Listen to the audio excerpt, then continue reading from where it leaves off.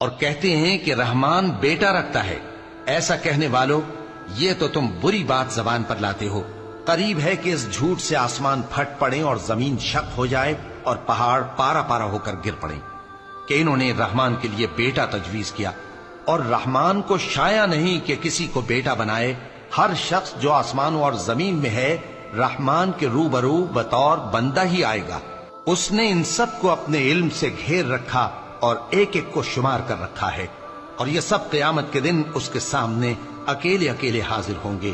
اور جو لوگ ایمان لائے اور عمل نیک کیے، رحمان ان کی محبت مخلوقات کے دل میں پیدا کر دے گا۔